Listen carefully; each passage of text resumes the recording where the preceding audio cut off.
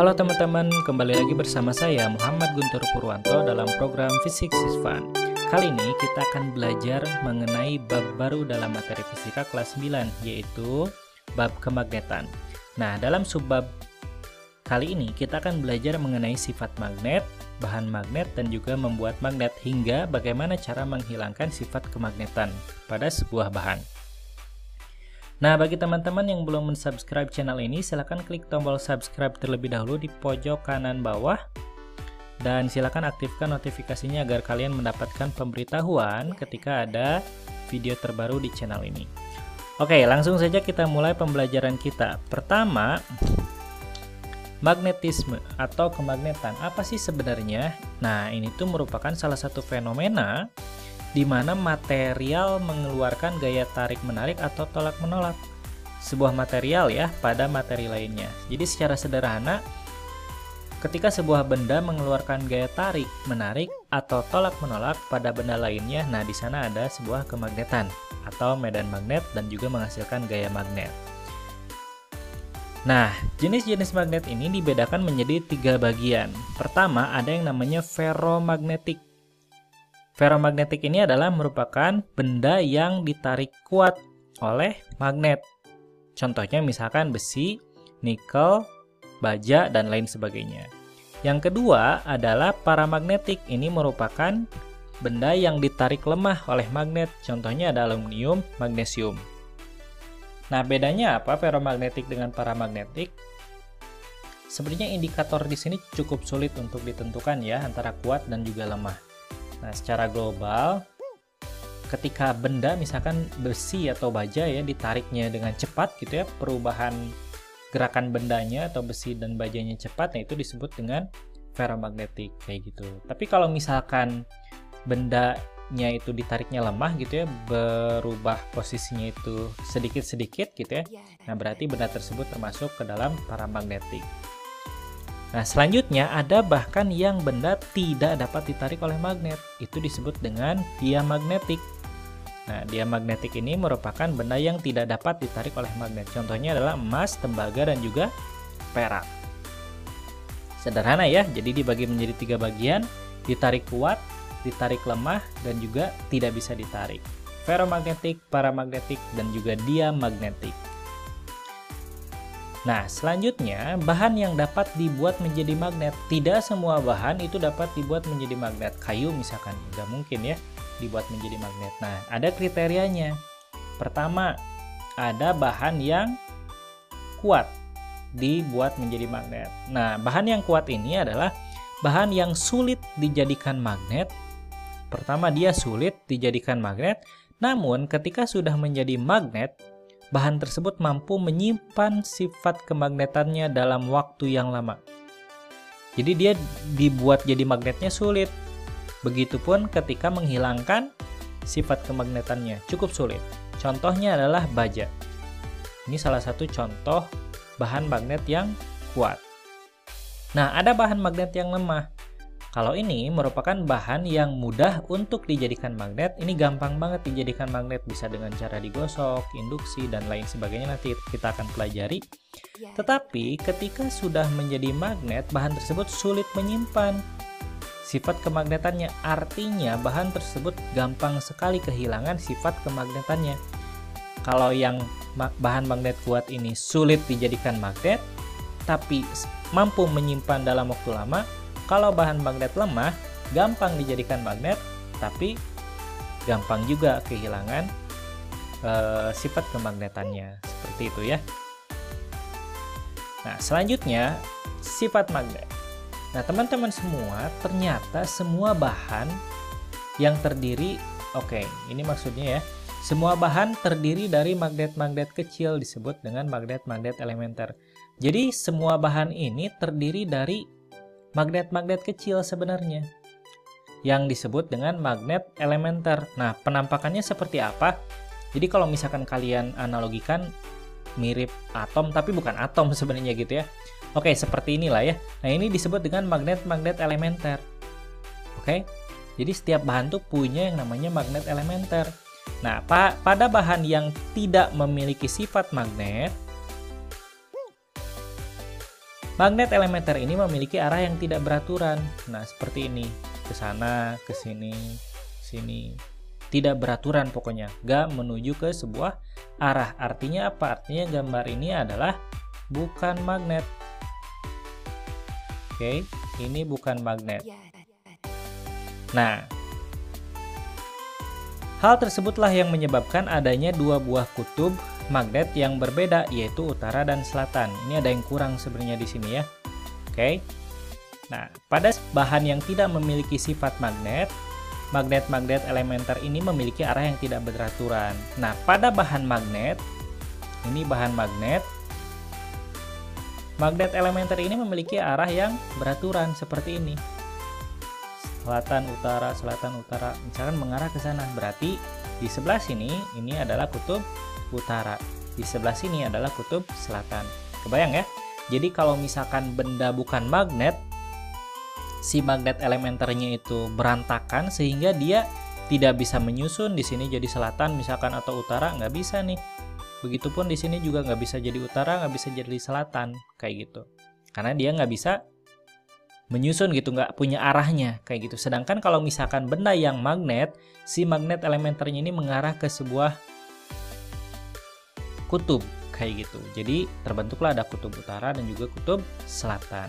Nah, hal tersebutlah yang menyebabkan adanya dua buah kutub magnet. Kutub nih ya ini ya.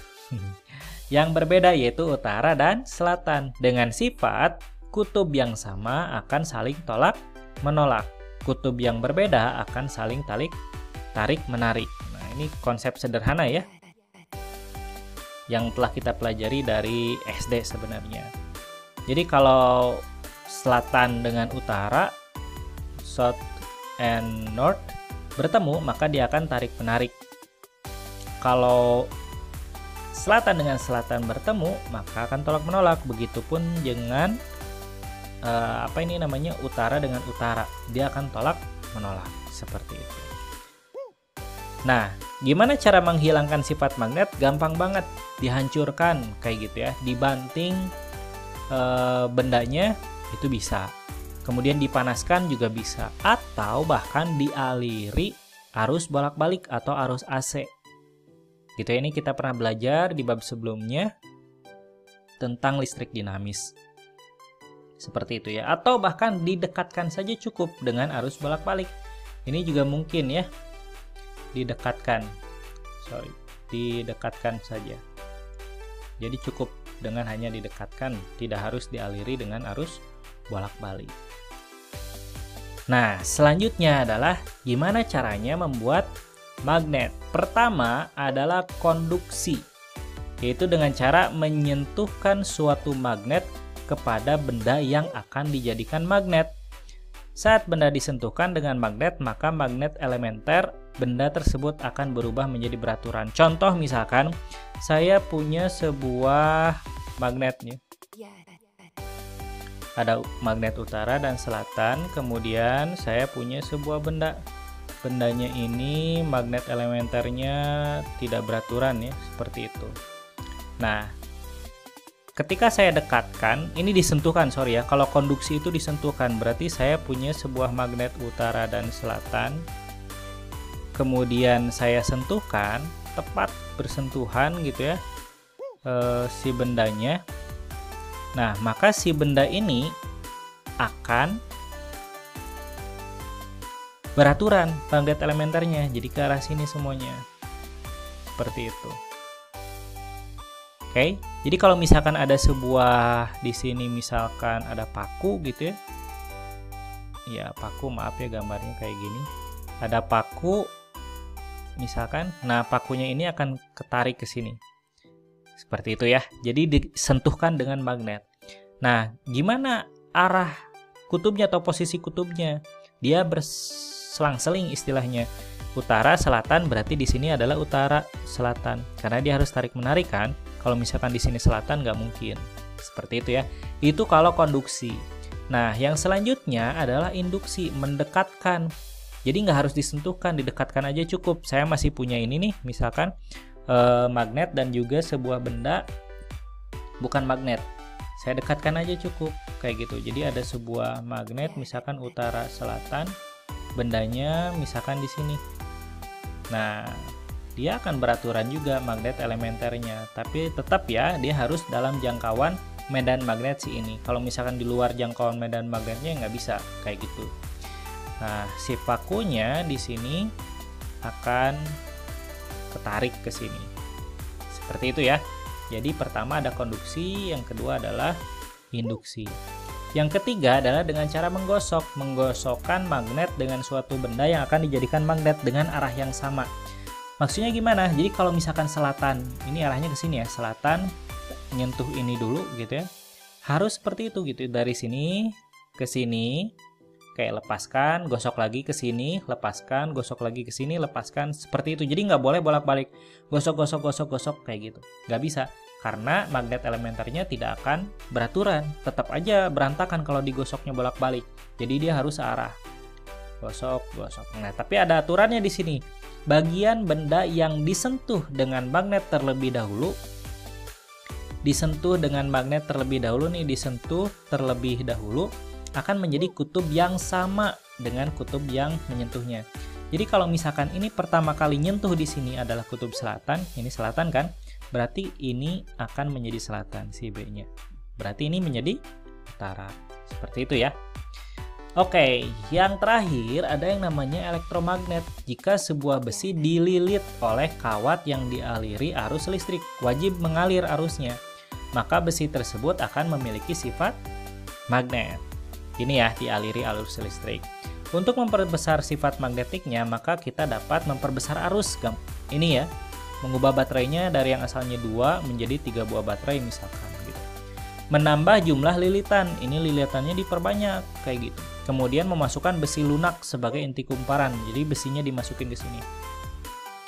Ke lilitan tersebut kayak gitu. Ada di antara lilitan tersebut. Nah, terus gimana cara menentukan utara dan selatannya? Dengan menggunakan kaidah tangan kanan. Langkah pertama yang harus kita lakukan adalah tentukan arah arus listriknya. Kayak gitu. Oke. Ini kan positif, ini negatif. Kita pernah belajar di listrik dinamis, berarti arah arusnya ke kiri, ke sini. Oke, kita gambarkan. Ini lilitannya ke atas dulu gitu ya. Maksudnya ke bagian depan dari apa namanya ini ya? Calon bahan magnet kayak gitu. Nah, aturannya adalah keempat jari menunjukkan arah arus, kayak keempat jari menunjukkan arah arus pada kumparan, dan ibu jari menunjukkan arah kutub utara elektromagnet. Oke, ini arus nih ya, ke atas kita tandain lagi biar lebih jelas. Arus ini diikuti oleh arah 4 jari selain ibu jari. Ini nih, 1, 2, 3, 4. Ini ke sana. Gitu ya. Dan harus melewati bagian depan terlebih dahulu, depan dari calon magnet ini. Kenapa? Karena si si kawatnya juga melewati depan terlebih dahulu. Jadi persis mengikuti kawat. Oke. Terus lihat ibu jari kamu nunjuknya ke arah mana? Ke arah sini. Oh, berarti ini utara, ini selatan. Seperti itu. Gampang ya? Oke, jadi kalau misalkan ininya ke bawah dulu, misalkan ke sini dulu, ya berarti keempat jari itu ke arah bawah terlebih dahulu. Seperti itu ya. Oke, sekarang kita lihat yang ini. Ini arah arusnya kemana? Ke kiri ya. Oke, ini ke depan dulu, berarti arahnya ke sini dulu yang 4 jari ya, ke depan dari batang ini. Nah, berarti arah ibu jarinya kemana? Berarti akan ke sini. Nah, berarti P-nya ini adalah utara, Q-nya adalah selatan. Gampang ya? Jadi ini kuncinya. Keempat jari menunjukkan arah arus pada kumparan, dan ibu jari menunjukkan arah kutub utara elektromagnet. Oke, teman-teman. Cukup sekian untuk materi pembelajaran kita kali ini mengenai sifat magnet, kemudian kemagnetan, dan juga cara membuat ya, bukan menggunakan, cara membuat magnet. Nah, jika ada pertanyaan silakan bisa kontak ke sini, Instagram muhammad.guntur.p, atau email atau Instagram gurumilenial.id, atau channel YouTube ini. Dan jika pertanyaannya cukup kompleks, kita akan coba bahas dalam bentuk video. Cukup sekian, sampai bertemu lagi.